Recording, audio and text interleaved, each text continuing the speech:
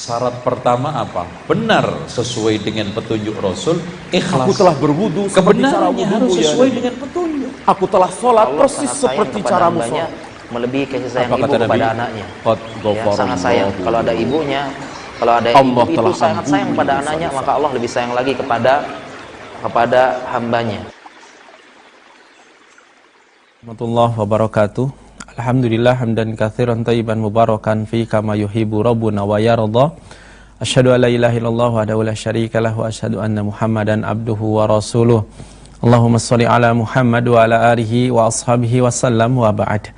Ikhwatu iman azani Allah wa iyyakum, para pendengar dan pemirsa Tarbiyah Sunnah Media, baik yang menyimak melalui radio Tarbiyah Sunnah 1476 AM, juga melalui siaran kami di channel YouTube, Facebook dan Instagram Tarbiyah Sunnah Channel, dan kami menyapa para jamaah Majelis Taklim Mumtaz Indonesia yang menyimak kajian di pagi hari ini. Alhamdulillah, pada kesempatan pagi hari ini kami bisa hadir di hari Senin tanggal 30 Rabiul Awal 1442 Hijriah atau bertepatan dengan tanggal 16 November 2020 dalam kajian Islam ilmiah pembahasan kitab Ad-Da'wah Dawa bersama guru kita Al-Ustaz Abu Haidar As-Sundawi hafizahullahu taala.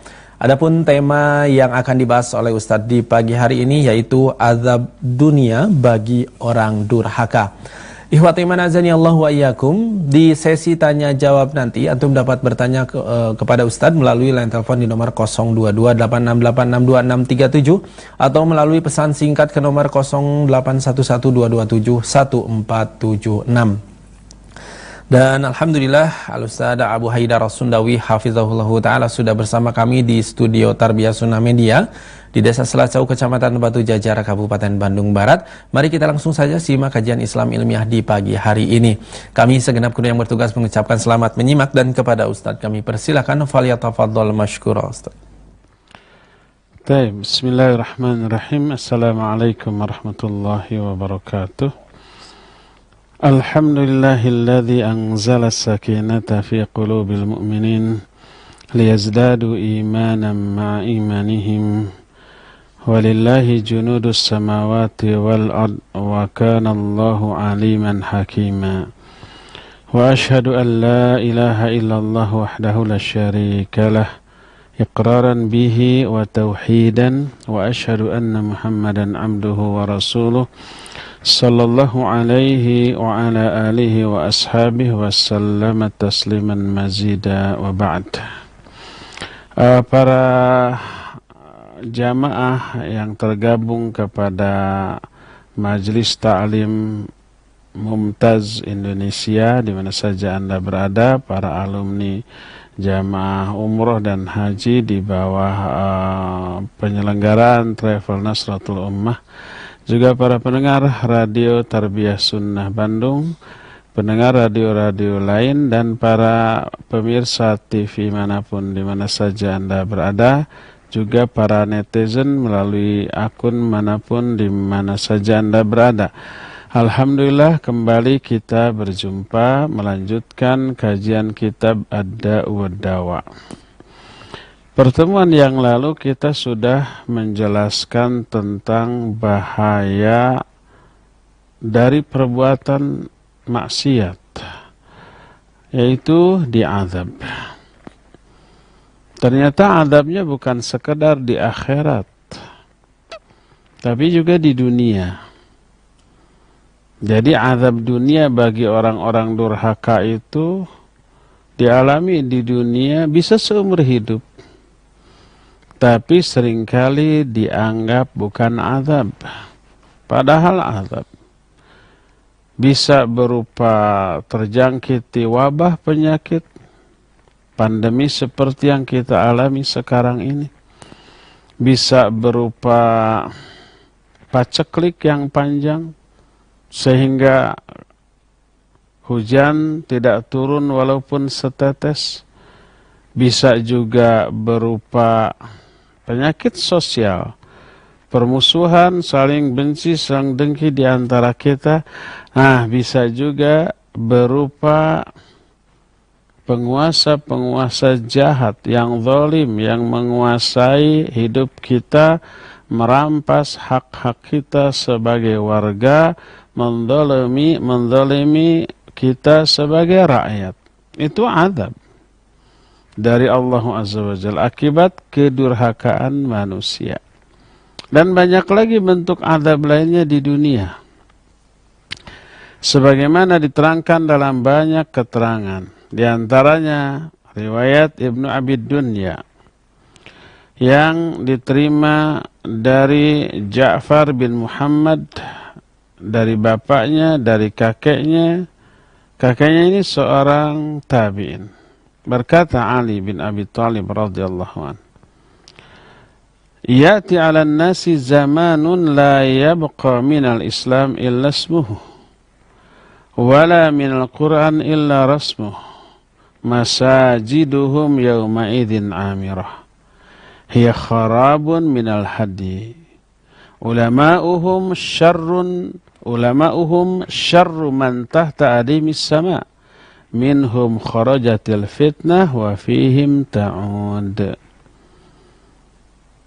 Akan datang kepada manusia satu zaman. Di zaman itu tidak ada yang tersisa dari Islam. Kecuali hanya sekedar nama. Agamanya aja disebut Islam. Pengamalannya, akidahnya nol. Tidak ada Islam dalam dirinya. Tidak tersisa dari Al-Quran kecuali hanya tulisannya. Tapi masjid-masjid mereka itu makmur pada hari itu, penuh, tapi kosong dari hidayah. Yang dilakukannya bukan ibadah. Kalau toh ibadah menyimpang dari sunnah. Makmur banyak tapi kosong dari hidayah. Ulama-ulama mereka adalah sejahat-jahat manusia di kolong langit. Dari merekalah munculnya fitnah, dan kepada merekalah fitnah itu akan kembali. Di antara kejahatan para ulamanya tersebut adalah mengejar dunia dengan menggunakan keulamaannya, keilmu yang dimilikinya tentang Islam, dia gunakan untuk meraih keuntungan dunia. Tentu saja niat seperti itu merusak, sekalipun amalnya katakanlah bagus. Nabi SAW pernah bersabda dalam hadis sahih riwayat Imam Muslim, "Innallaha la yu'ayyidu hadzal din bi rajulin fajir." Allah ini akan menguatkan agama ini dengan laki-laki durhaka. Durhaka tapi membela Islam. Durhaka tapi memberi manfaat kepada Islam dan kaum muslimin. Dikuatkannya agama ini melalui orang durhaka tadi. Kok bisa? Ya bisa. Siapa orang itu? Orang itu adalah ustadz, da'i, kiai, ulama, berilmu, ilmunya mungkin lurus, benar, tapi niatnya busuk. Niatnya riya, niatnya dunia, niatnya bukan karena Allah Azza wa Jalla. Dan setiap orang yang beribadah dengan niat yang bukan karena Allah, dia durhaka, dia maksiat. Salat sekalipun, kalau umpama niatnya riya, durhaka dia. Bukan karena salatnya bagus, tapi karena niatnya yang keliru. Niatnya yang riya di dalam salatnya. Yang menjerumuskan dia ke dalam azab yang terancam fawailul lil musallin bukan salatnya, tapi riyanya di dalam salat. Alladzina hum yura'un. Di dalam hadis lain dari Samak bin Harb dari Abdurrahman bin Abdullah bin Mas'ud dari bapaknya, dia berkata, "Idza dhahara zina war riba fi qaryatin adzinallahu bihalakiha." Bila sudah muncul zina dan riba di suatu negeri, sekarang orang yang berzina itu tidak merasa hina tuh, walaupun umpamanya tersebar secara luas, ada buktinya, ada saksinya, ada segala macamnya, nggak punya malu menampakkan wajahnya dan seterusnya. Banyak yang seperti itu. Kalau sudah muncul zina dan riba di suatu negeri, Di negeri kita ada zina, banyak. Yang terang-terangan aja yang terketahui banyak, apalagi yang ngumpet-ngumpet. Di negeri kita ada nggak riba? Setiap saat terjadi transaksi riba.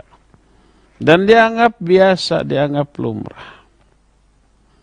Bila sudah muncul zina dan riba di suatu negeri, Allah izinkan kehancuran dari negeri tersebut. Dalam Marasilil Hasan disebutkan, idza adhara an-nasul ilma wa dhayya'ul amal wa tahabu bil alsun wa tabaghadu bil qulub wa taqata'ul arham la'anahumullahu 'inda dzalik fa sammahum wa a'ma absarahum. Bila manusia sudah menampakkan ilmu, maksudnya dia menampakkan diri sebagai orang yang berilmu, berdalil, menjelaskan dengan rujukan yang gamblang dan jelas, tapi menyia-nyiakan amal. Amalnya tidak ada, tidak sebanding dengan ilmunya. Terus mereka menunjukkan cinta dan kasih sayang secara lisan, tapi hati-hati mereka saling membenci. Secara lisan saling menghormat, saling menghargai, ini uhibbuka fillah, dan seterusnya. Tapi hatinya benci atau dengki. Kata orang Sunda, Maya ada peribahasa, ngabudi ucing. Ngabudi itu berkarakter. Seperti kucing-kucing itu kalau di depan tuannya, di depan kita lagi makan dengan ikan, dengan daging, dengan apapun yang menjadi kesenangan kucing, si kucing itu kayak nggak suka, kayak cuek, diem saja. Tapi pas kita pergi sebentar, beberapa detik ke dapur untuk ngambil cabai rawit karena kurang lada, kurang sehah umpamanya. Pas balik lagi ikannya semua sudah ada, nggak ada, kucingnya juga sudah nggak ada. Berkarakter seperti kucing. Di depan seperti baik, di belakang. Jadi kalau manusia sudah memperlihatkan ilmunya, dia berilmu, berdalil, tapi menyia-nyiakan amal. Menunjukkan cinta dan kasih sayang hanya secara lisan, tapi hati-hati mereka saling membenci. Dan mereka saling memutuskan silaturahmi. Ini dosa-dosanya. Apa azab yang Allah berikan? Allah laknat mereka ketika itu. Allah bisukan mereka, Allah butakan mata-mata mereka. Maksudnya bisu dari kebenaran, buta juga dari kebenaran. Summun bukmun umyun fahum la yarjiun. Buta, tuli, bisu dari kebenaran. Dalam Sunan Ibnu Majah, hadis Abdullah bin Umar bin Khattab radhiyallahu anhuma, dia berkata, kuntu asyrati ruhat minal muhajirin inda Rasulillah sallallahu alaihi wasallam. Faqbala alaina biwajhih. Faqala ya ma'syaral muhajirin khamsu khisalin a'udzu billahi an tudrikuhun. Ma dhaharatil fawahisha fi qaumin hatta a'lanu biha illa btulu bittawa'in wal awja' allati lam takun fi aslafihim alladhi madaw wala naqasa qaumun al-mikala wal mizana illa btulu bis-sinin wa shiddatil ma'unah wa jawris sultan wa ma mana'a qaumun zakata amwalihim illa muni'ul qatar minas sama' فلولا البهائم لم تمطروا ولا خفر قوم الأحد إلا سلط الله عليهم عدوا من غيرهم فأخذوا بعض ما في أيديهم Wa ma lam ta'mal a'immatuhum bima anzalallahu azza wa jalla fi kitabih illa ja'alallahu ba'sahum bainahum. Ini lihat pengaruh iman dan amal soleh atau amal salah manusia terhadap kehidupan ekonomi, kehidupan sosial, dan kehidupan berpolitik. Lihat, buruknya kondisi perpolitikan, perekonomian, dan kehidupan sosial itu karena buruknya iman dan amal soleh. Hadis Nabi SAW dari Ibnu Umar menyatakan, kata Ibnu Umar, aku adalah orang yang ke-10 dari 10 muhajirin. Suatu saat Nabi SAW menghadapkan wajahnya kepada kami. Lalu beliau bersabda, wahai kelompok muhajirin, ada 5 perkara. Aku berlindung kepada Allah agar kalian tidak mengalami 5 perkara ini. 5 perkara ini tidak teralami oleh zaman para sahabat atau 3 generasi awal. Di zaman kita semuanya terjadi ini. Coba aja perhatikan. Pertama, tidaklah muncul fahisyah di suatu kaum. Fahisyah itu perzinahan. Sampai mereka terang-terangan dalam melakukannya. Kecuali mereka akan ditimpa wabah. Kalau dahulu ta'un dan kelaparan yang belum pernah teralami oleh orang-orang sebelum mereka. Ada wabah kalau zaman dahulu ta'un, kalau zaman sekarang macam-macam. Termasuk apa? Termasuk COVID-19 sekarang. Berefeknya kepada ekonomi, berefek kepada semua. Politik, sosial, ekonomi, dan seterusnya. Yang tadinya kaya sekarang berkurang kekayaannya. Yang tadinya cukup sekarang menjadi kurang. Yang tadinya kurang tambah kurang. Yang tadinya sangat kurang jadi tambah miskin. Dengan pandemi. Yang pertama, penyebab dari hal ini adalah karena munculnya perzinahan. Terang-terangan lagi. Orang nggak malu-malu. Pede aja ngomong. Walaupun semua orang mengetahui bahwa dia itu seorang pezina, pede aja ngomong di media sosial umpamanya ya. Kedua, tidaklah suatu kaum mengurangi timbangan ataupun takaran ketika berjual beli. Timbangan untuk barang-barang yang ditimbang. Seperti ya gula kayak gitu, beras ditimbang. Atau diukur dengan ukuran. Ya, atau di apa saja. Dikurangi itu.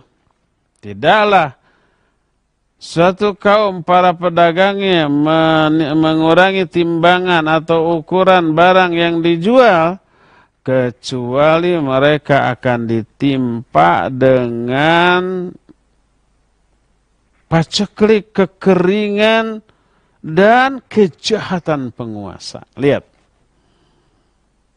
Amal buruk yang dilakukan oleh para pedagang berakibat 2. Nanti kesulitan ekonomi dan minimalnya kejahatan penguasanya menyengsarakan mereka.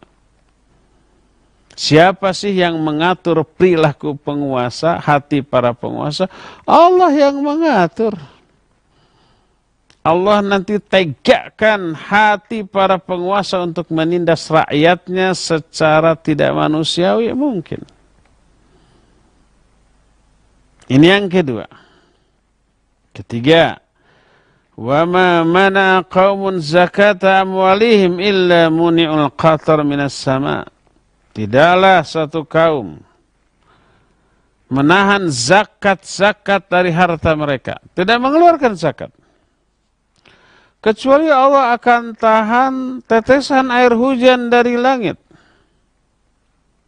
Seandainya tidak ada binatang-binatang, niscaya tidak akan diturunkan satu tetes pun air hujan. Tapi karena ada binatang, tetap Allah turunkan sekedar untuk memberi rizki kepada binatang itu tuh. Karena kalau binatang kan tidak dosa, tidak maksiat kepada Allah. Kalau manusia nih yang dosa, yang maksiat. Kalau nggak ada binatang nggak akan turun hujan tuh. Yang ketiga. Yang keempatnya, tidaklah suatu kaum melanggar janji-janji mereka, ingkar kepada janji-janji mereka, kecuali Allah akan kuasakan kepada mereka musuh-musuh dari selain mereka. Lalu musuh-musuh itu merampas harta-harta mereka. Harta sebuah rakyat dari sebuah negeri digerogoti oleh bangsa lain. Penyebabnya apa itu? Karena rakyat tersebut umumnya penduduknya melalaikan, mengabaikan janji-janji mereka. Dilanggar, tidak ditepati. Ada enggak orang umpamanya di negeri kita yang suka mengobrol janji terus dilanggar? Banyak, terutama ketika kampanye musim pilkada atau pilpres atau pokoknya ada pil-pilan lah. Dari mulai level desa, level RT RW, sampai level tertinggi. Banyak mengobrol janji kan. Setelah kepilih gimana? Lupa kepada janji. Tak heran efeknya apa? Masih di dunia juga tuh. Efeknya nanti orang asing menggerogoti dengan cara yang tidak disadari atau disadari tapi kita tak berkutik, tak berkuasa. Diambilin seluruh kekayaan negeri kita oleh bangsa lain. Dan yang kelimanya, wa man lam ta'mal a'immatuhum bima anzalallahu fi kitabih illa ja'alallahu ba'sam bainahum. Tidaklah para pemimpin sebuah negeri, tidaklah mereka mengamalkan isi kitab yang Allah turunkan, tidak mengaplikasikan Quran dan Sunnah, kecuali Allah munculkan, timbulkan permusuhan di antara sama mereka. Di antara sesama anggota parlemen sendiri nanti itu nggak akur.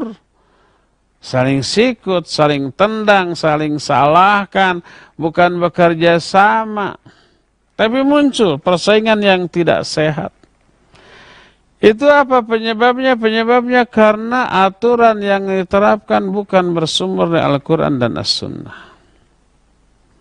Jadi semua musibah sosial, musibah politik, musibah ekonomi, itu lahirnya dari apa? Kedurhakaan kepada aturan Allah Azza wa Jalla. Di dalam kitab Musnad dan Sunan, ada hadis yang diterima dari Amr bin Murrah, dari Salim bin Abil Ja'ad, dari bapaknya yaitu Ja'ad, dari Ubaidah bin Abdullah bin Mas'ud, berkata Rasul sallallahu alaihi wasallam bersabda, "Inna man kana qablakum kana idza 'amila al-'amilu fihim bil khati'ah ja'ahum nahi ta'dhira. Fa idza kana al-ghaddu jalasahu wa wakalahu wa syarabahu ka'annahu lam yarahu 'ala khati'atin bil ams. Falamma ra'a Allahu 'azza wa jalla dzalika minhum daraba biqulubi ba'dihim 'ala ba'd thumma la'anahum 'ala lisani nabihim Dawud wa Isa ibn Maryam dzalika bima 'asaw wa kanu ya'tadun walladzi nafsu Muhammadin biyadihi la ta'muranna bil ma'ruf wa la tahawunna 'anil munkar wa la ta'khudanna 'ala yadis safih wa la tatrudu wa la turannahu 'alal haqqi 'athara aw la yadribanna Allahu biqulubi ba'dikum 'ala ba'd thumma la yal'anukum kama la'anahum. Kata Nabi alaihi salatu wassalam, sesungguhnya orang-orang sebelum kalian dari kalangan Bani Israel bila di kalangan mereka ada orang yang melakukan dosa dan kesalahan, datang orang yang melarang, memberi peringatan. Hei, jangan begitu, itu salah, itu dosa. Tapi esok harinya, dia duduk-duduk, makan bareng, duduk bareng, minum bareng, seolah-olah orang tadi tidak melihat kawannya melakukan kesalahan kemarin. Jadi bersahabat dengan ahli maksiat tuh. Jadi yang berubah bukan ahli maksiatnya, bukan orang durhakanya. Dia tetap dengan kedurhakannya, dengan kemaksiatan. Yang berubah ini, kemarin melarang, menegur, sekarang bergabung. Maka ketika Allah melihat hal itu dari kalangan mereka, Allah pecah belahkan hati-hati mereka. Kemudian Allah melaknat mereka melalui lisan Nabi mereka Daud alaihissalatu wassalam dan Isa alaihissalatu wassalam. Yang demikian itu karena kemaksiatan mereka dan mereka melampaui batas. Maka demi Allah, yang jiwa Muhammad ada dalam genggaman tangannya, hendaklah kalian benar-benar beramar ma'ruf, benar-benar bernahi mungkar. Tahan tuh tangan orang-orang bodoh yang akan melakukan kejahatan ataupun kezaliman. Bela kebenaran dengan sekuat-kuatnya. Atau kalau tidak, Allah akan memecah belah hati-hati sesama kalian. Kemudian Allah akan melaknat kalian sebagaimana Allah telah melaknat mereka. Lihat, kedurhakaan orang dalam hadis ini berupa tidak mau beramar ma'ruf nahi munkar. Di dunia dibalas dengan apa? Dipecah belah hati-hati mereka. Tidak lagi mereka itu bersatu secara sosial, secara ekonomi, secara politik, apalagi secara agama. Imam Ibnu Abi Dunya menukil riwayat dari Ibrahim bin Amr As-San'ani, dia berkata, Auhallahu ila Yusha' bin Nun, inni muhlikum min qaumika 40,000 min khiyarikum wa 60,000 min syirarihim. Qala ya Rab, haula'il ashrar, fama balul akhyar? Qala innahum lam yaghdabu li ghadabi wa kanu yuwakilunahum wa yusharibunahum. Allah mewahyukan kepada Yusha' bin Nun. Yusha' bin Nun ini pelanjut dari Nabiullah Musa alaihissalatu wassalam. Kata Allah, aku akan menghancurkan kaummu. 40.000 orang, orang-orang soleh oleh orang-orang terbaik, dan 60.000 lagi orang-orang buruknya. Hampir 50-50, ini 60-40. Yang 40%-nya orang-orang soleh, 60%-nya orang-orang salah. Lumayan ya kalau orang solehnya 40%, wah luar biasa. Di kita 1% pun belum tentu.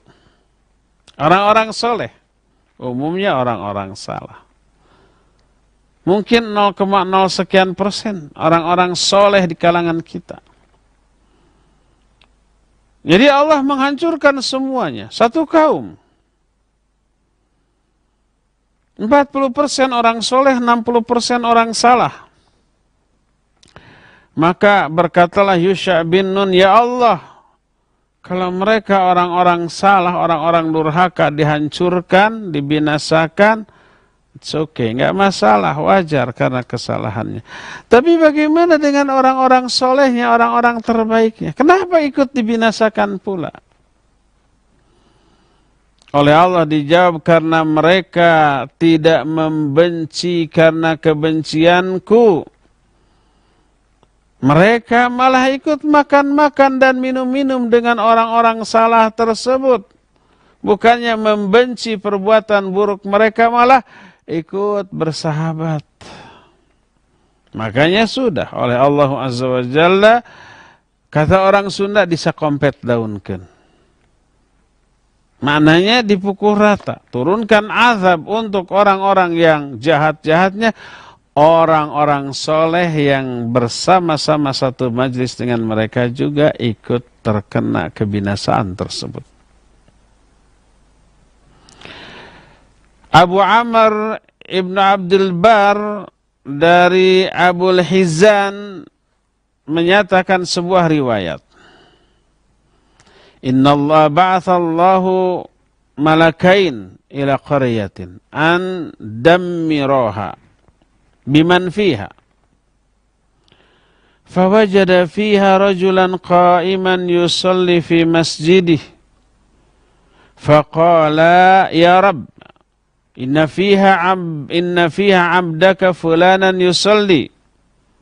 Faqala Allahu dammiraha wa dammirahu ma'ahum fa innahu ma ta'ammara wajhu fiya qat. Allah mengutus 2 malaikat ke sebuah negeri. Kata Allah, hancurkan semua orang yang ada di negeri itu.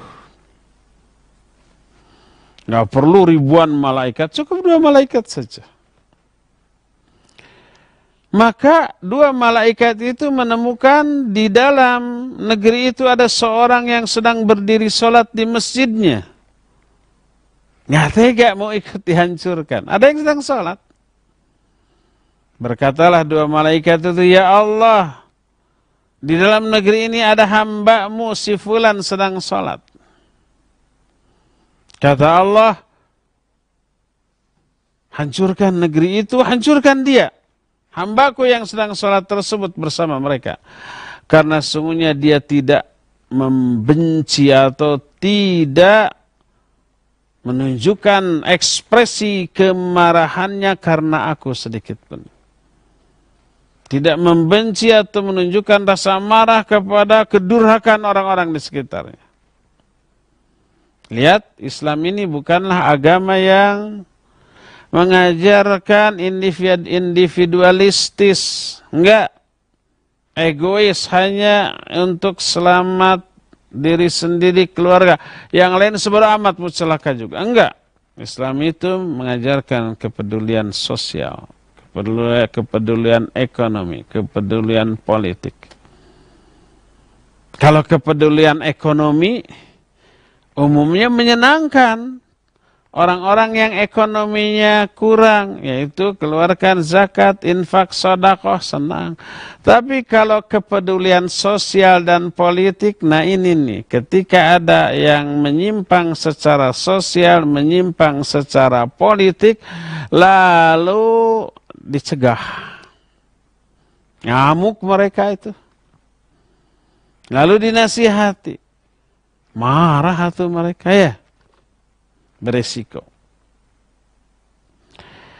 Humaydi dari Sufyan bin Uyainah menerangkan bahwa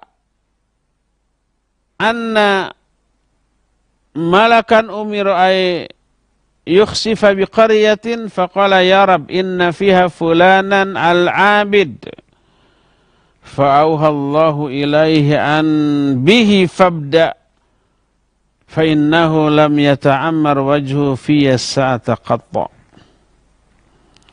Ada satu malaikat yang oleh Allah diperintahkan untuk membenamkan suatu negeri ke dalam tanah. Diamblaskan gitu.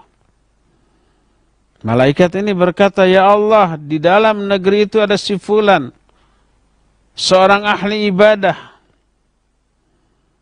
Apa kata Allah? Allah mewahyukan kepada malaikat itu, mulailah penghancuran itu dari hambaku yang ahli ibadah tadi. Mulai dari dia tuh. Bayangkan. Karena dia tidak menunjukkan ketidaksukaan ekspresi wajahnya karena aku. Walaupun hanya sesaat. Seolah-olah dia ridha terhadap kemungkaran yang terjadi di sekelilingnya.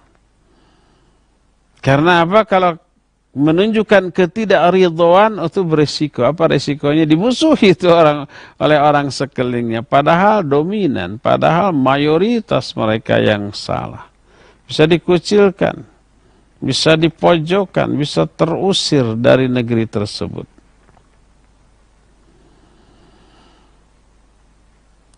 Berdasarkan hal itulah maka ternyata musibah atau azab berupa musibah yang umum Allah turunkan ke suatu negeri, suatu kota untuk mengadab orang-orang durhaka, azab itu ternyata juga kena kepada orang soleh yang ada di dalamnya.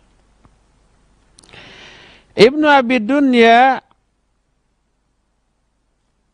membawakan satu riwayat dari Anas bin Malik bahwa dia masuk menemui Aisyah radhiyallahu anha dengan seseorang yang lain.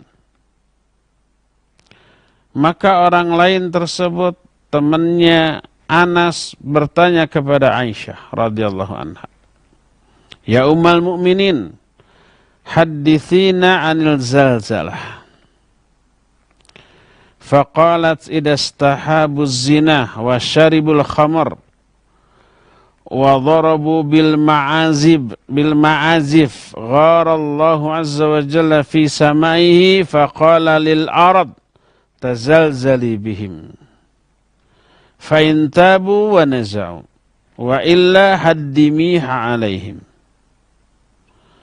Qala ya ummul mu'minin a'adzaban lahum? Qalat bal mau'izatan wa rahmatan lil mu'minin wa nakalan wa 'adzaban wa sukhtan 'alal kafirin. Kata orang itu, wahai ummul mukminin, ceritakan kepada kami tentang gempa. Kenapa bisa terjadi gempa? Maka Aisyah menjawab, apabila manusia telah membolehkan zina, meminum khamar, ini saudara kembar, ya, zina dengan khamar. Wa dharabul ma'azif, ini juga adik kakak, mereka sudah memukul alat-alat musik. Allah di langit murka dan berkata kepada bumi, berguncanglah kamu. Kalau mereka tobat, berhentilah. Kalau tidak, hancurkan mereka. Itu yang menjadi penyebab kenapa terjadinya gempa. Karena gempa menimbulkan banyak kerusakan. Dan seringkali menimbulkan korban kematian, minimalnya luka. Kita tidak menjelaskan secara ilmiah menurut penjelasan seperti BMKG itu karena ada pergeseran tanah di dalam dengan kedalaman sekian di tengah laut umpamanya, ya. Itu penyebab terjadinya goncangan berupa gempa itu. Tapi siapa yang membuat tanah di dalam kedalaman sekian ratus meter itu bergeser? Siapa yang menggeserkan? Bukan terjadi tiba-tiba begitu saja. Itu kuasa Allah. Allah yang mengaturnya. Geser tanah, geser tanah. Apa akibatnya? Goncang atuh, ya. Tanahnya goncang, kemudian terjadi gempa. Goncangan tanah menimbulkan riak yang besar kepada air di lautan. Muncullah apa? Tsunami sampai ke daratan. Allah yang mengaturnya. Itu akibat apa? Akibat kedurhakaan. Bila sudah muncul zina, juga sudah muncul mabuk-mabukan, dan sudah ditabuh musik-musik, maka Allah berfirman kepadamu, berguncang kau hai bumi, nurut, berguncang, bergeserlah salah satu lapisan tanah di kedalaman sekian dengan kekuatan sekian, maka berguncanglah bumi. Kalau tobat orang-orangnya, maka akan berhenti. Kalau enggak, hancurkan, dihancurkan. Orang itu kemudian bertanya lagi, wahai Ummul Mukminin, apakah ini azab bagi mereka? Dijawab, bukan, bahkan ini pelajaran dan rahmat bagi mukmin, tapi siksa dan azab serta kemurkaan bagi orang kafir. Gempa atau yang sejenisnya itu, musibah alam itu menguntungkan orang-orang mukmin, memberi keuntungan yang besar. Apa keuntungan besarnya? Ya banyak. Pertama, berguguran dosa-dosa mereka. Yang keduanya, mereka itu akan lebih merapat, mendekat, taqarrub kepada Allah di saat seperti itu. Berzikir, berdoa, gitu ya, mendekat tuh. Nah, itu baik akibatnya bagi mereka. Doa mereka dikabul. Allah anugerahi kesabaran, mereka memperoleh kesabaran, pahala dari kesabaran yang tidak berbatas. Innama yuwaffa sabirun ajrahum bighairi hisab. Allah akan berikan pahala bagi orang yang sabar tanpa hisab. Dan banyak lagi keuntungan yang lainnya. Adapun bagi orang kafir nggak ada untungnya. Berkata Anas, ma sami'tu hadithan ba'da Rasul sallallahu alaihi wasallam ana asyaddu farhan bihi minni bihadzal hadits. Aku tidak pernah mendengar satu hadis sepeninggal Rasul sallallahu alaihi wasallam yang membuat aku lebih senang, lebih gembira dibanding menerima hadis ini. Dalam hadis lain secara mursal dari Ibnu Abi Dunya, annal arda tazalzalat ala ahdi Rasulillah sallallahu alaihi wasallam. Fawadha'a yadahu alaiha thumma qala uskuni fa innahu lam ya'ni laki ba'd. Thumma altafata ila ashabihi faqala inna rabbakum la yasta'tibukum fa'tibuhu. Thumma tazalzalat bin nasi ala ahdi Umar bin Khattab faqala ayyuhan nas ma kanat hadhihi al-zalzalah illa an shay'in ahdathumuhu walladhi nafsi biyadihi la in adat la usakinukum fiha abada. Bahwa tanah pernah berguncang di zaman Rasul sallallahu alaihi wasallam. Pernah ada gempa di Madinah. Beliau meletakkan telapak tangannya di atas tanah lalu berkata, tenanglah engkau wahai tanah. Karena belum datang saatnya bagi kamu. Belum datang saat harus kiamat bagi kamu. Kemudian beliau menoleh kepada para sahabatnya. Lalu beliau menyatakan, sungguhnya Rabb kalian meminta kalian untuk bertobat kepada Allah, maka bertobatlah. Jadi kalau ada gempa, tobat segera. Terjadi lagi gempa kepada manusia di zaman Umar bin Khattab radhiyallahu an. Nabi SAW dan Abu Bakar sudah wafat. Yang menjadi khalifah Umar. Terjadi gempa. Berkatalah Umar, wahai manusia, tidaklah terjadi gempa ini kecuali karena sesuatu yang kalian ada-adakan. Karena kebidahan yang kalian ada-adakan.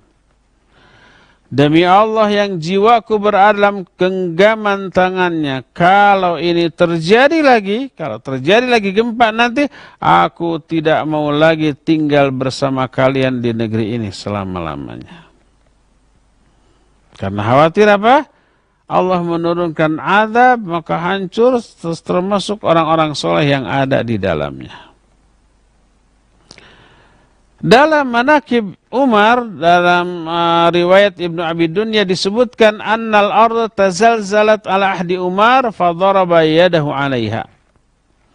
Faqala ma laki ma lak amma innaha law kanatil qiyamah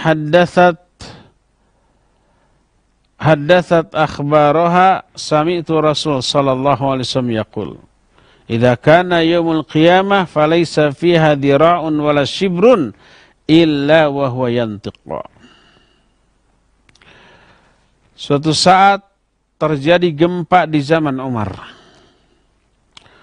Umar memukulkan tangannya ke atas tanah tersebut sambil berkata, ada apa dengan kamu, ada apa dengan kamu, hai tanah. Adapun seandainya kiamat sudah memberitahukan beritanya. Aku mendengar Rasul sallallahu alaihi wasallam bersabda, apabila datang kiamat, tak ada satu jengkal pun, satu hasta pun atau satu jengkal pun tanah kecuali dia akan berbicara. Ini yang dimaksud dengan yauma idzin, bahwa pada saat itu tanah memberitahukan kabar-kabarnya, berita-beritanya. Kata Nabi alaihi salatu wassalam, maka ketika kiamat terjadi tidak ada sejengkal ataupun sehasta tanah kecuali dia akan berbicara. Imam Ahmad meriwayatkan hadis dari Sofiyah. Kata Sofiyah, zulzilatil Madinah ala ahdi Umar. Faqala ya ayuhan nas ma hadha ma asra ma ahdathtum lain adat la usakinukum fiha.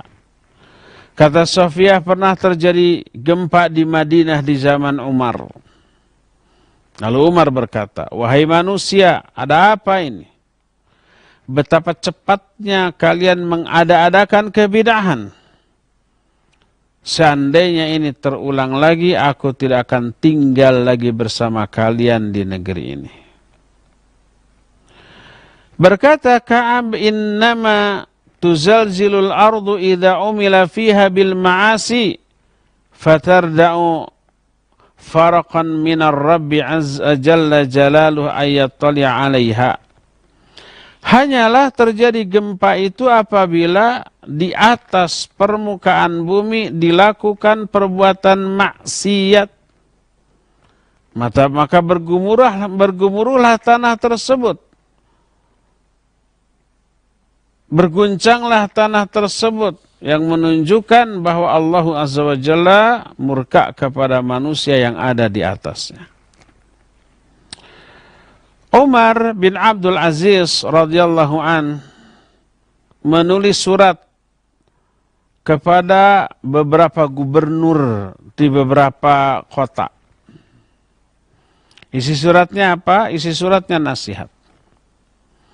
Seorang kepala negara, pemimpin umat, memberi nasihat itu selalu tentang amalan akhirat yang akan berpengaruh kepada kondisi kehidupan di dunia. Kata Umar bin Abdul Aziz, amma ba'd fa inna hadzal rajaf syai'un yu'atibu Allahu bihil ibad. Waqad katabtu ilal amsar ay yakhruju fi yaumi kadza wa kadza fi syahri kadza wa kadza. Faman kana indahu syai'un falyatasaddaq bih. Fa inna Allah azza wa jalla yaqul qad aflaha man tazakka wa dzakara isma rabbih fasalla. Wa qulu kama qala Adam rabbana zalamna anfusana wa illam taghfir lana wa tarhamna lanakunanna minal khasirin. Wa qulu kama qala Nuh wa illa taghfirli wa tarhamani akum minal khasirin.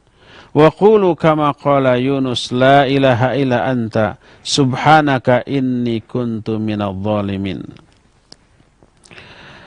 Kata siapa? Umar bin Abdul Aziz di dalam suratnya, amma ba'd, sesungguhnya goncangan ini, yaitu gempa, adalah sesuatu berupa teguran Allah kepada hamba-hambanya. Aku telah menulis surat ke semua negeri agar keluarlah di hari anu dan bulan anu. Siapa di antara manusia yang memiliki kekayaan hendaklah bersedekah dengan kekayaan tersebut. Karena Allah berfirman, qad aflaha man tazakka. Sungguh berbahagia orang-orang yang mensucikan dirinya. Wa dzakara isma rabbih fasalla, dan menyebut nama Rabbnya dan dia salat. Lalu katakanlah seperti yang dikatakan oleh Adam dan Hawa setelah berdosa, mereka berdoa, Rabbana zalamna anfusana. Ya Allah, sungguhnya kami telah zalim kepada diri-diri kami sendiri. Wa illam taghfir lana wa tarhamna, seandainya engkau tidak mengampuni kami dan tidak merahmati kami, lanakunanna minal khasirin, pasti kami termasuk orang yang rugi. Katakan pula seperti apa yang dikatakan oleh Nabi Nuh, wa illa taghfirli, kalau engkau tidak mengampuni aku, wa tarhamani, dan tidak merahmati aku minal khasirin, pasti aku termasuk orang yang rugi. Katakan pula seperti yang dikatakan oleh Nabi Yunus, la ilaha illa anta, sungguhnya tidak ada sembahan yang hak selain engkau. Subhanaka, maha suci engkau ya Allah, inni kuntu minadh dhalimin, sungguhnya aku termasuk orang-orang yang zalim. Jadi ketika musibah datang terjadi, musibah itu berupa umpamanya bencana alam, yang itu pasti Allah yang mentakdirkannya untuk kita sebagai azab atas dosa-dosa manusia. Maka hal pertama yang harus dilakukan adalah bertaubat. Kemudian mensucikan diri dan jiwa kita dengan amalan-amalan yang bisa menghapus dosa-dosa kita. Selain taubat, minta ampun, minta rahmat, juga infak dan sedekah. Karena sedekah itu tutfi'u ghadabar rahman, bisa memadamkan kemurkaan Allah Subhanahu wa taala. Lihatlah bahwa apa yang dialami oleh manusia berupa bencana alam, baik itu gempa, banjir, longsor, dan yang sejenisnya, itu semuanya merupakan azab dunia bagi orang-orang durhaka.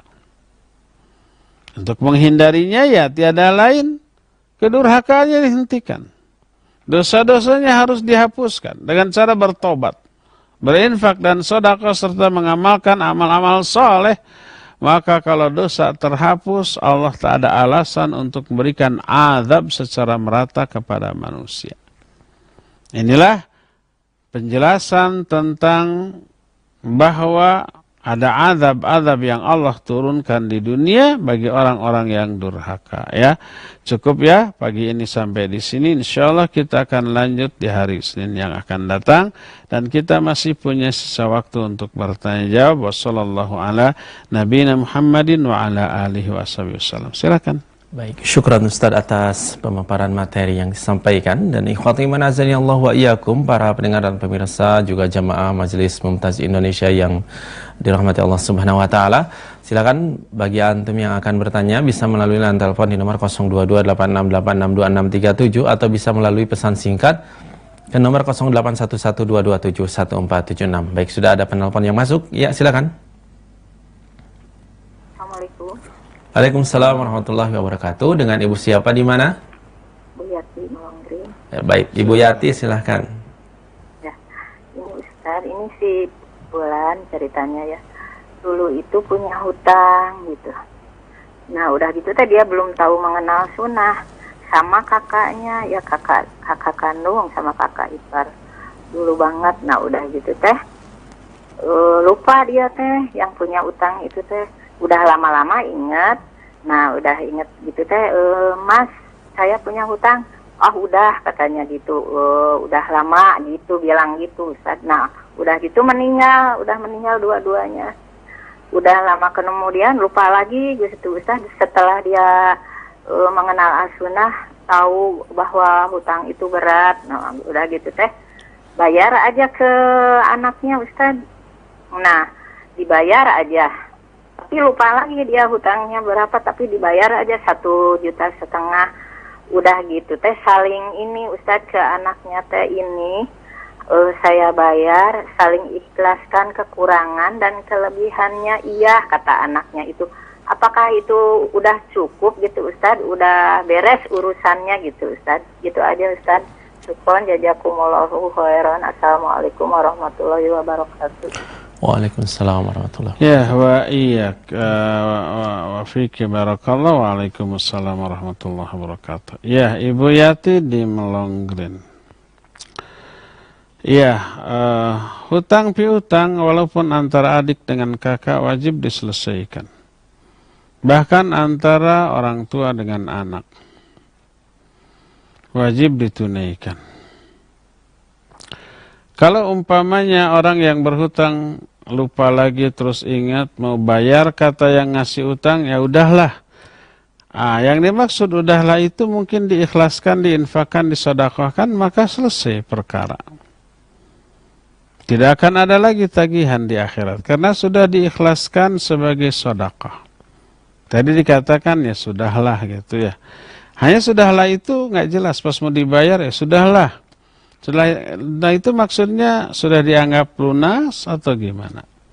Kalau yang dianggap lunas berarti sudah selesai. Maka orang yang memberikan sedekah itu dapat pahala. Orang yang berhutang bebas dia dari dosa karena sudah diikhlaskan. Nah sekarang dua-duanya sudah meninggal, maka anak orang yang berhutang ingin membereskan urusan. Lalu membayar kepada anak dari yang ngasih utang. Tapi karena nggak tahu, lupa lagi, nggak ada tulisan hitam di atas putih, nggak ada saksi, lupa lagi. Lalu dibayar 1,5 juta. Lalu masing-masing ikrar. Kalau ini ada kelebihan, ikhlas. Kalau ada kekurangan, mohon diikhlaskan. Lalu diiyakan, deal sudah, ya sudah selesai. Cuma saya ingatkan 1,5 juta itu sudah berapa tahun. Kalau 1,5 jutanya umpamanya dilakukan sekitar tahun 70-an, pinjam uang 1,5 juta tahun 70. Sekarang dibayar tahun 2020. Udah berapa 50 tahun lebih.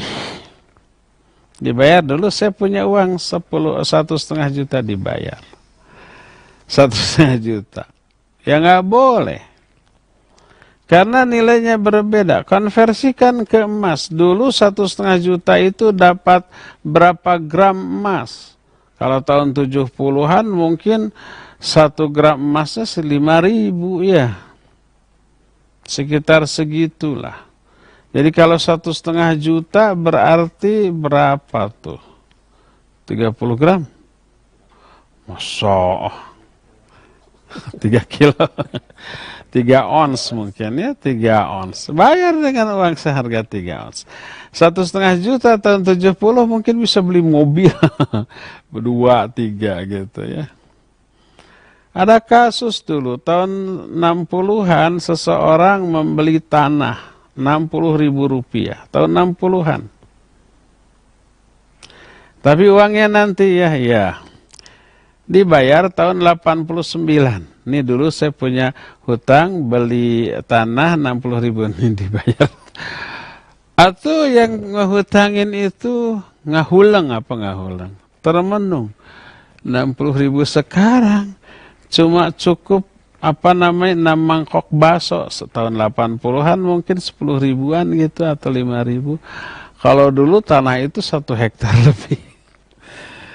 Tapi gimana lagi, nah itu nggak boleh, itu zalim ya, nggak lunas nanti. Di akhirat tetap ada tagihan. Konversikan ke emas, sebab uang itu adalah bentuk lain dari emas ya.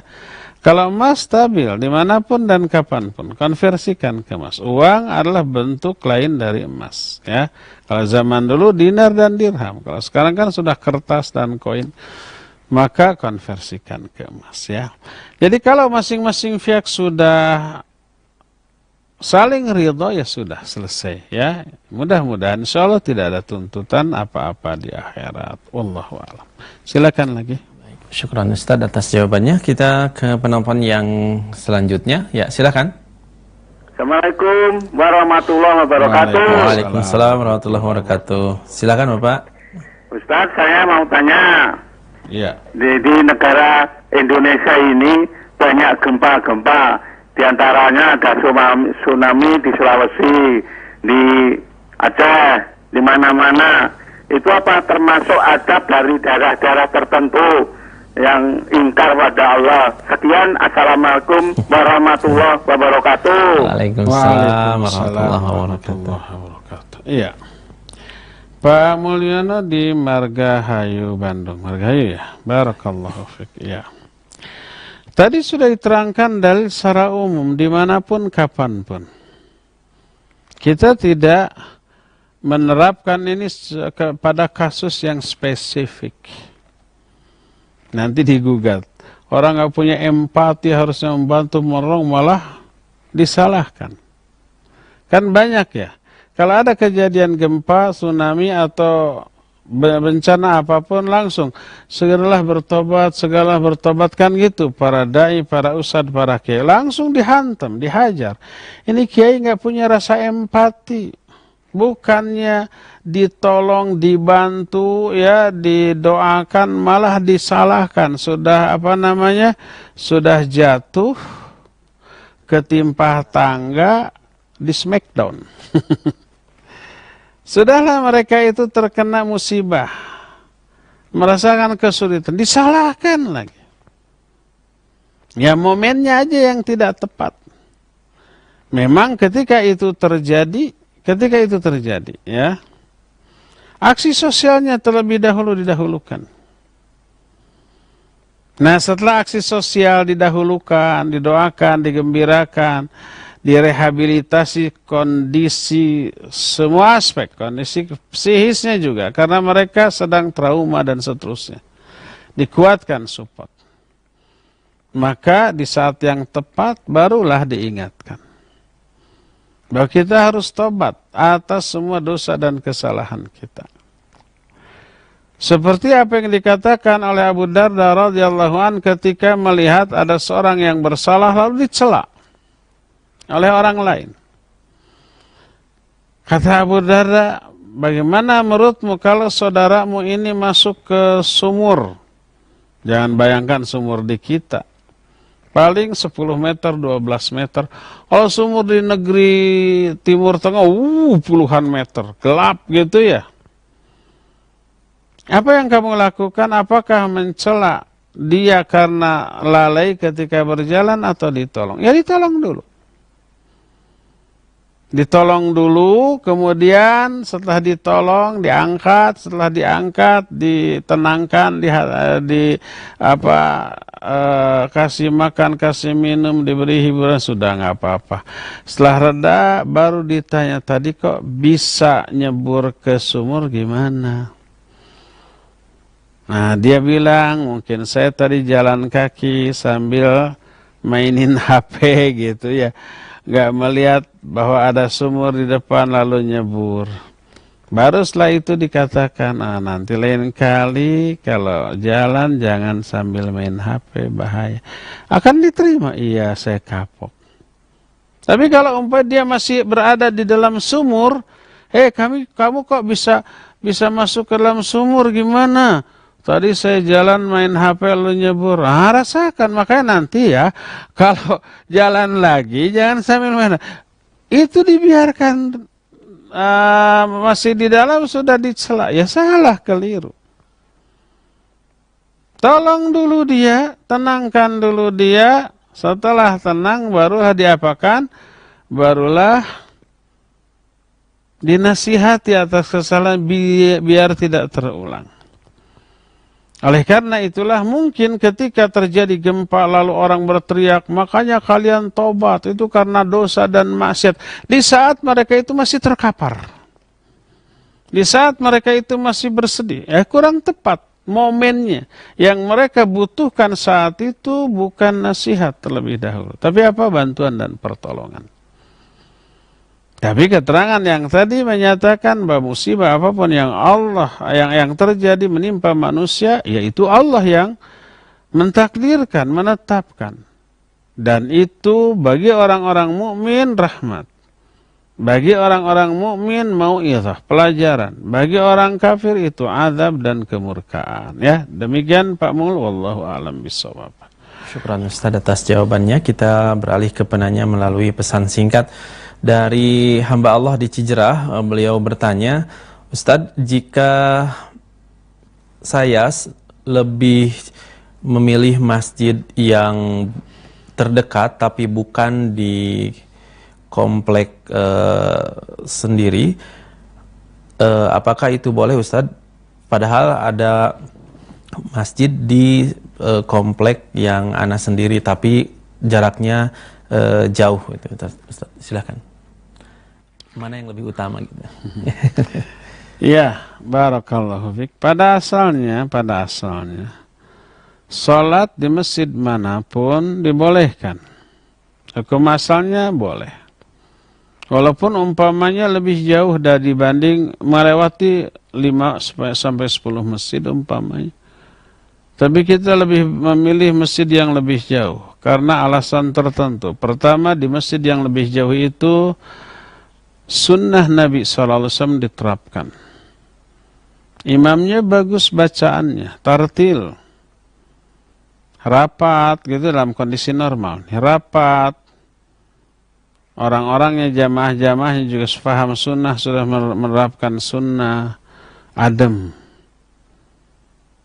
Karena itulah maka lebih suka di sana. Walaupun melewati 5 sampai 10 masjid. Boleh enggak? Boleh, enggak masalah. Tapi kalau ada masjid yang sama nilai sunnahnya, di sana sesuai sunnah, di sini sesuai sunnah, maka lebih utama untuk sholat di masjid terdekat untuk menghindari suudzon atau madarat. Nanti orang-orang itu, orang yang berada di masjid terdekat akan mempertanyakan, kenapa ke masjid sana? Kan sama, di sini juga ada masjid. Oh, kalau di sana nyunah, kan di sini juga sama nyunah. Di sana umpamanya rapat, di sini juga sama rapat. Maka itu akan menimbulkan kecurigaan atau suudzon yang tidak perlu. Maka hindarkan. Lebih baik sholatlah di masjid yang terdekat. Kalau apa? Kalau nilai ibadahnya sama. Sama-sama sesuai sunnah, sama-sama imamnya bagus bacaannya. Maka untuk menghindari madarat, maka sholatlah di masjid yang terdekat. Tapi kalau umpama masjid terdekatnya itu tidak sesuai dengan sunnah. Ada yang sesuai sunnah tapi lebih jauh. Dan ketika kita ke sana, orang-orang sudah maklum. Orang-orang sudah menganggap lumrah dan wajar, tidak mempermasalahkan, maka dibolehkan saja ya. Wallahu a'lam. Silakan. Baik, syukran Ustadz atas jawabannya, dan kita beralih ke penanya selanjutnya. Ustadz, dari hamba Allah di Gede Bage, saya sering melakukan kemaksiatan saat sendiri dengan ber-WA sama mantan. Tapi hati kecil saya melawannya dengan berdoa kepada Allah agar dijauhkan dari maksiat. Ada rasa takut di hati tapi sulit untuk keluar dari ini. Apa yang harus saya lakukan Ustadz? Dan bagaimana cara supaya saya tidak melakukan kemaksiatan lagi? Karena saya orangnya baperan dan gak tegaan. Syukran Ustadz atas jawabannya. Sudah nikah apa belum? Sudah. Taunya? Dengan mantan. Iya, tidak tapi udah sudah ibu-ibu, sudah punya anak. Oh, ini yang nanyanya ibu-ibu, mama. Ya, oh, ya. Mama sudah punya anak. Sudah nikah lagi belum? Tidak disebutkan statusnya. Intinya begini. Boleh nggak komunikasi dengan lawan jenis? Hukum asal boleh. Jangankan komunikasi lewat chatting, nggak lihat orangnya kan. Ngobrol berhadapan langsung tidaklah terlarang. Karena ini juga terjadi di zaman Nabi SAW. Para wanita banyak datang kepada Nabi SAW lalu bertanya dan dijawab. Selama kedua-duanya menjaga apa? Menjaga pandangan dan tidak berkhalwat. Kalau dua-duanya menjaga pandangan, tidak berkhalwat, banyak orang di sana boleh. Dan oleh Nabi SAW dijawab. Beliau tidak menyalahkan. Kamu bertanya langsung nggak boleh, lewat WA aja. Di zaman itu nggak ada WA. Jadi kalau berbicara langsung boleh, Apalagi kalau berbicara tidak langsung, lewat telepon, lewat WA, SMS, atau media sosial yang lain, maka dibolehkan. Hukum asal boleh. Baik dengan mantan ataupun dengan siapapun. Tidak ada bedanya antara dengan mantan dengan yang lain. Itu pertama. Kedua, konten. Isinya, kalau isinya merupakan sesuatu yang maksiat baik dengan mantan ataupun dengan bukan mantan, maka tidak boleh. Ukti lagi apa, kangen gak sama aku, umpamanya ya. Kopi darat yuk, dan seterusnya. Ya itu gak boleh, baik dengan mantan ataupun dengan bukan dengan mantan. Nah, kalau si emak tadi ya berkomunikasi dengan mantan sebatas hal yang perlu, maka tidak dosa, tidak harus merasa berdosa. Mantannya itu menanyakan bagaimana kabar anak-anak. Dijawab baik-baik saja, alhamdulillah. Ada nggak yang dibutuhkan oleh anak-anak kita, kata si mantan? Ya ada, butuh mobil, butuh motor, nanti saya belikan. Sebatas itu boleh. Kalau mantannya ini mantan suami umpamanya, yang sudah bercerai, tapi suami masih memberikan perhatian untuk anak-anaknya, ya, tanpa menyerempet masalah perasaan antara kedua mantan ini, maka boleh, nggak masalah. Selama komunikasinya wajar, materi yang diobrolkan juga wajar, tidaklah berdosa. Nah, kecuali kalau umpamanya tadi kontennya itu sesuatu yang sifatnya maksiat. Saya terkenang masa-masa indah dulu gitu ya. Iya, aduh.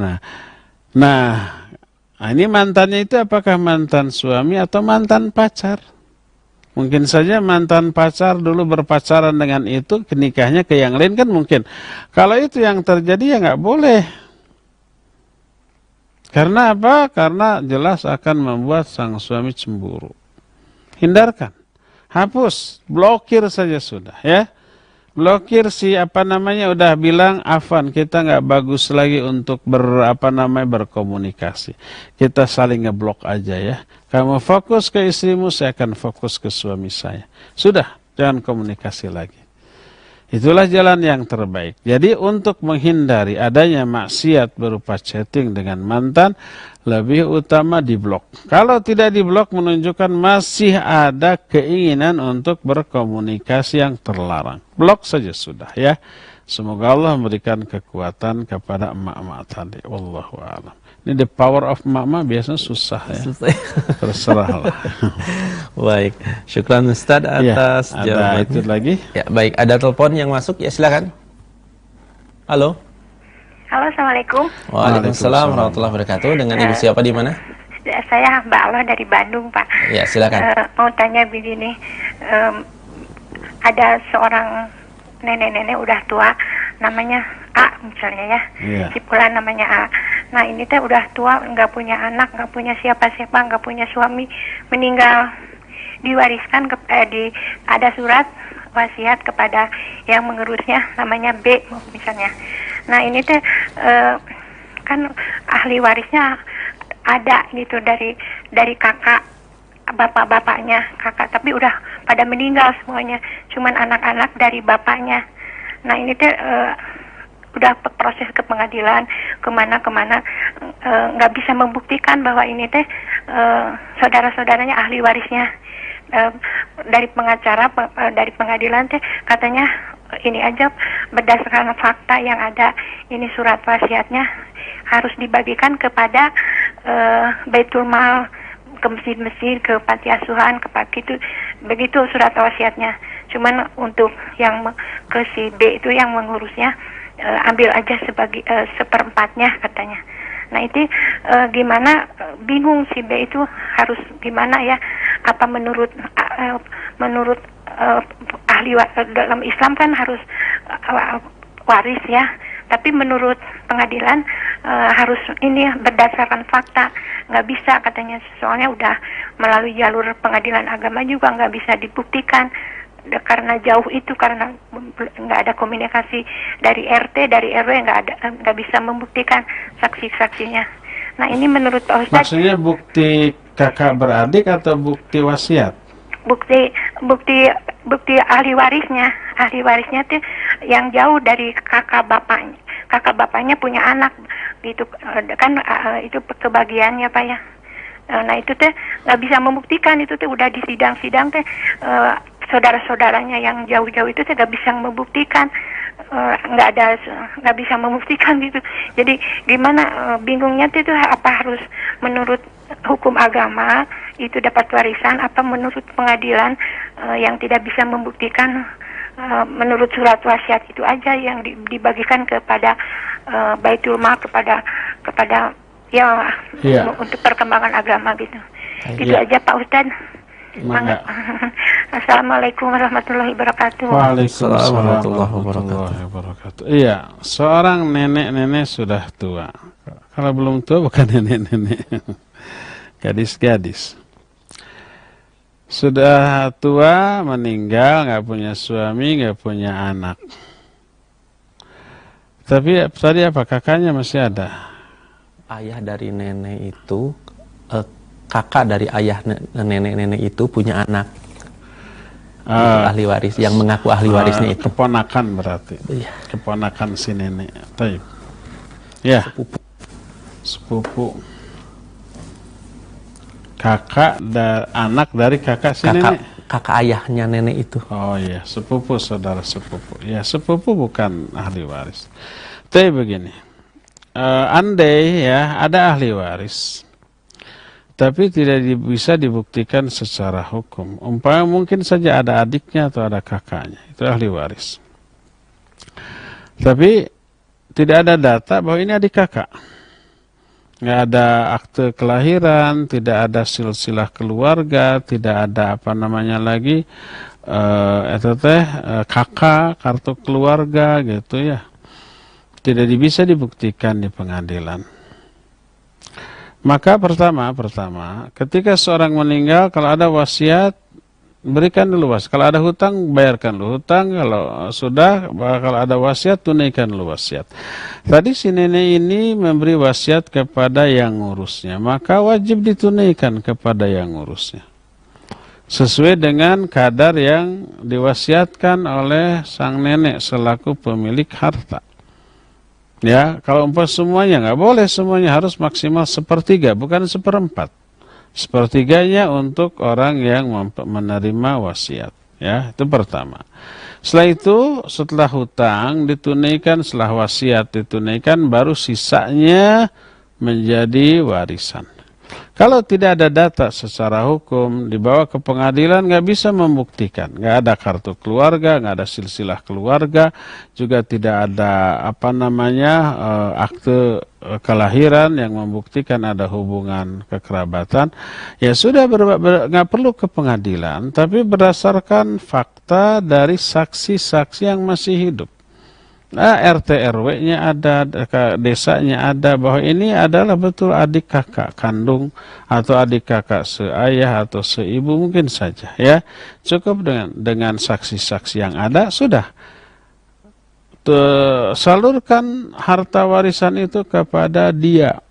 Walaupun tidak ada data berupa dokumen, tapi ada saksi yang masih hidup betul bahwa ini adalah kakaknya ini, bahwa ini adalah adiknya ini, bahwa ini adalah ada hubungan kekerabatan, maka berikan waris itu kepadanya ya.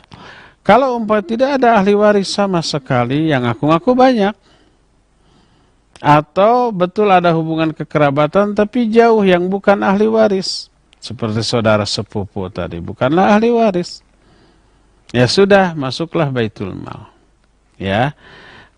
Lebih baik disalurkan sebagai infak atau sedekah jariyah kepada